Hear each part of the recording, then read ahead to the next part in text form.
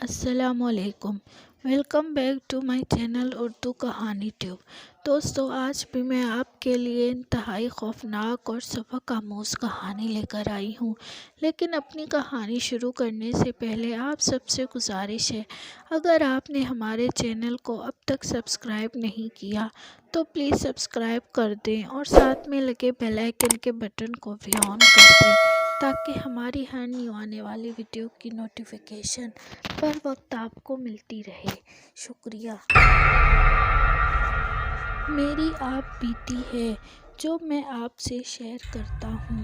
دسمبر کی ایک صبح میں اپنے پاس آئے کچھ مہمانوں کے ساتھ مصروف تھا کہ مجھے ایک کال موصول ہوئی۔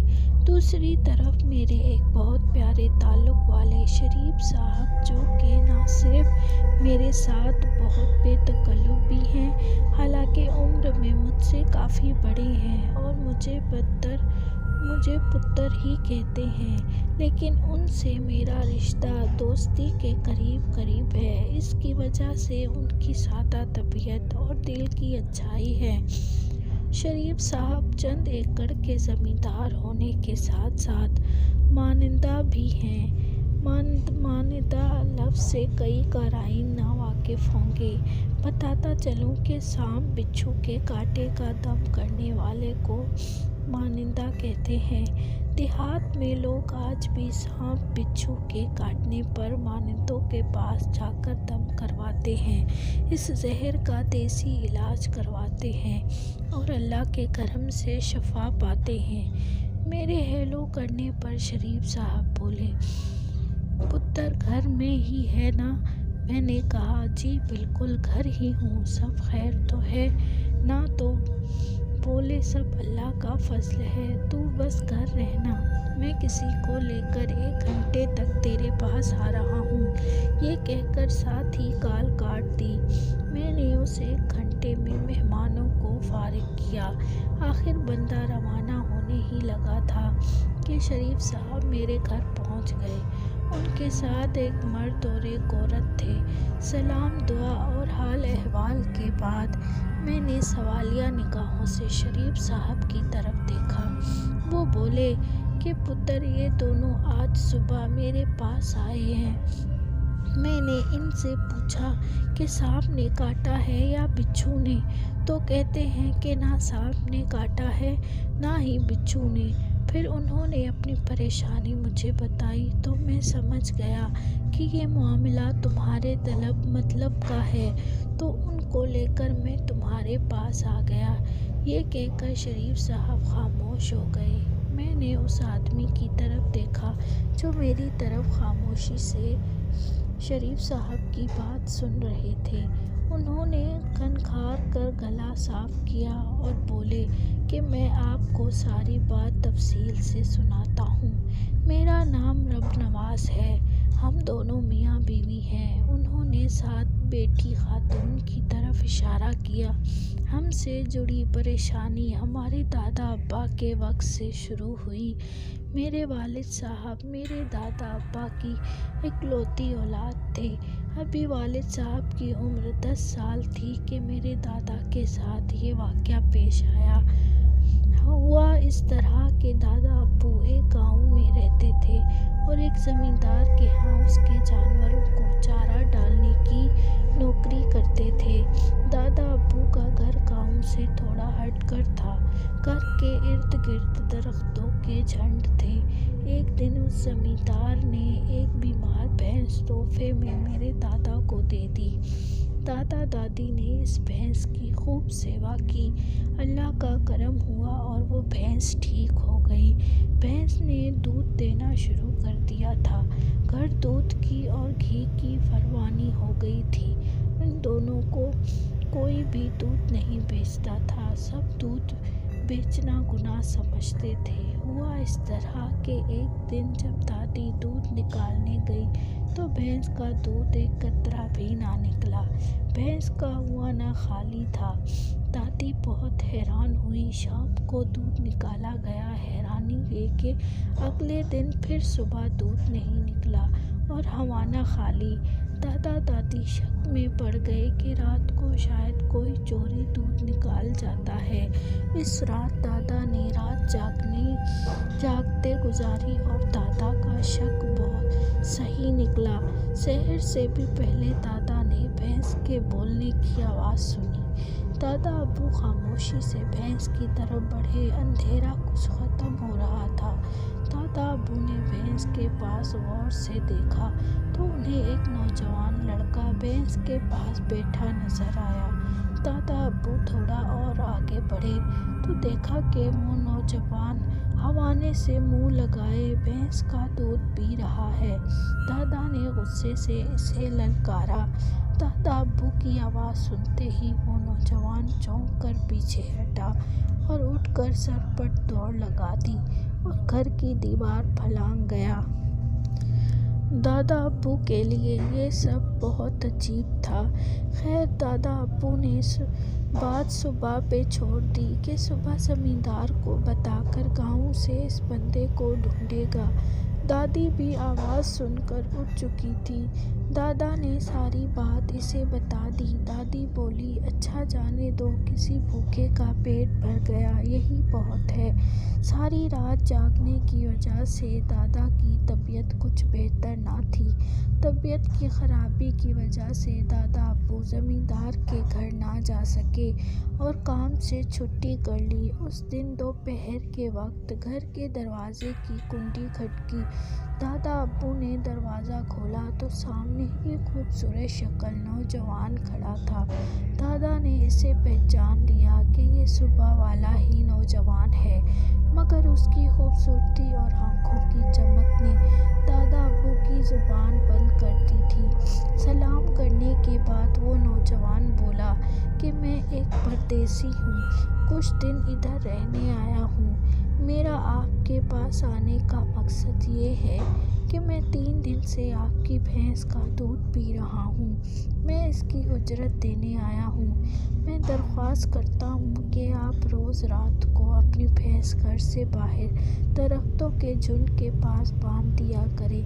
अगर आपको ये लगे कि भैंस चोरी हो सकती है तो मैं पूरी भैंस की कीमत से 2 गुना ज़्यादा कीमत अदा कर रहा हूँ। आप बस भैंस की खुराक का ख्याल रखें। ये कहकर इसने 3 सोने के सिक्के दादा के हाथ पर रख दिए और बोला, ये दूध और भैंस की कीमत है और ये एक सिक्का और इस बात को राज में रखने के लिए।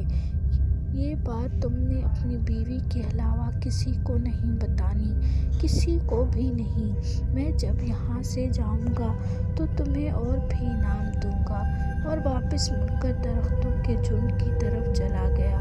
दादा अब्बू जो हैरानी से सिक्के हाथ में पकड़े इस खुश शक्ल नौजवान को देख रहे थे।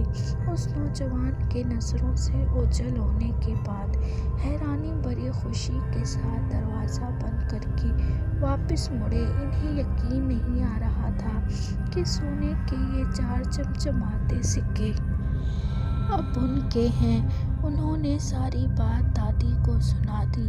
दादी जो हैरानी और बेयकीनी से सिक्कों को देखते हुए ये सब सुन रही थी, खुशी से बोली कि सोच क्या रहे हो, जल्दी से जाकर भैंस को दरख्त के झुंड में बांध दो। गर्ज ये कि रोज़ शाम के बाद भैंस दरख्तों के झुंड के पास बांध दी जाती और सुबह वापस घर ले आते। इस बात को 15 दिन गुजर चुके थे कि एक दोपहर 2 जोगी बेन बजाते दादे के घर के सामने आ पहुँचे और दरवाजे के आगे बैठ गए। दादा अब्बू उस वक्त जमींदार के घर गए हुए थे। दादी ने दरवाज़ा खोलकर जोगियों को खैरात दी। जोगी दुआ देने लगे। एक जोगी बोला, अगर रोटी मिल जाए तो बड़ी मेहरबानी होगी। दादी बोली, रोटी तो नहीं तो बड़ी मेहरबानी होगी। दादी बोली, रोटी तो नहीं पकी, मैं दूध ला देती हूँ। ये कहकर दादी अंदर से 2 कटोरे दूध के ले आई। जोगियों ने दूध का घूंट भरा और चौंक कर एक दूसरे को देखा।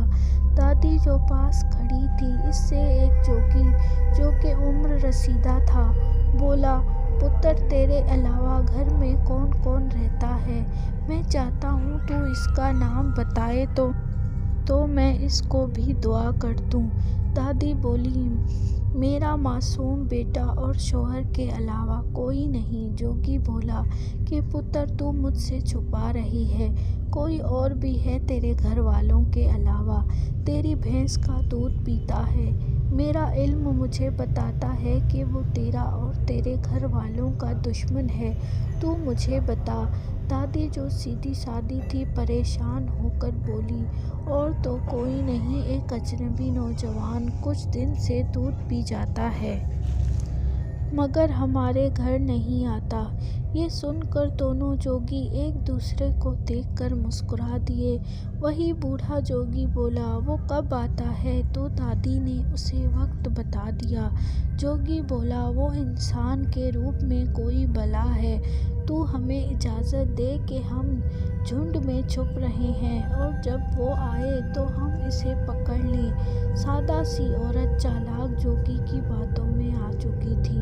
اس نے نہ صرف ان کو اس بات کی اجازت دے دی بلکہ چارپائی بھی ڈال دی کہ اس پر سکون سے بیٹھو، میں تم لوگوں کے لیے کھانا بناتی ہوں۔ ادھر دادا ابو زمیندار کی بھینسوں کو چارہ ڈالنے میں مصروف تھے کہ دادا کو ان کے نام کی پکار سنائی دی۔ انہوں نے مڑ کر دیکھا تو ان کو وہی نوجوان کھڑا دکھائی دیا۔ دادا ابو اسے دیکھ کر خوش ہو گئے۔ نوجوان نے کہا کہ میں تم سے بہت ضروری بات کرنے آیا ہوں۔ میں انسان نہیں ہوں، میں ایک سانپ ہوں، اور اپنی عمر پوری کر کے روپ بدلنے پہ اب قادر ہوں۔ تم جانتے ہو یہ ساون کا مہینہ ہے، اس مہینے میری مجبوری ہے، میں نے ہوا میں رہنا ہے، اس لیے میں تمہارے گھر کے پاس درختوں کے جھنڈ میں رہ رہا ہوں۔ بہت سی جوگی کافی عرصے سے میرے پیچھے لگے ہوئے ہیں، میں بس اس مہینے کمزور ہوتا ہوں۔ اس علاقے کے جوگی میری بو سونگھ چکے ہیں، وہ مجھے ڈھونڈ رہے تھے، بس بدقسمتی سے وہ تمہارے گھر آ پہنچے، اور چالاکی سے تمہاری بیوی سے میرے بارے میں سب اگلوا لیا ہے، اور اب وہ سحر ہونے کا انتظار کریں گے کہ میں دودھ پینے آؤں تو وہ مجھے پکڑ لیں، مگر جب تک سحر ہوگی میں بہت دور جا چکا ہوں گا۔ میں نے وعدہ کیا تھا تم سے کہ جب جاؤں گا میں تمہیں انعام دوں گا۔ گھر کے سامنے ایک شیشم کا پیڑ ہے، اس شیشم کے پیڑ کے پاس ایک سوراخ ہے۔ پرسوں جمعے کے دن فجر کی نماز کے بعد اپنی بھینس کا تھوڑا سا دودھ اس سوراخ میں ڈال دینا، اور یہ کپڑا جیسے تمہیں کوئی آواز آئے اس سوراخ کے منہ پر ڈال دینا، اور واپس چلے جانا۔ کچھ دیر بعد واپس جانا، تمہارا انعام تمہیں مل جائے گا۔ اب گھر واپس جا کر کل صبح تک اپنی بیوی سے یہ جوگیوں سے کوئی بات نہ کرنا، تاکہ میں تب تک دور چلا جاؤں تمہاری بیوی کے بجائے۔ اگر یہ غلطی تم نے کی ہوتی تو میں تمہیں سزا دیتا، مگر تم بے قصور ہو۔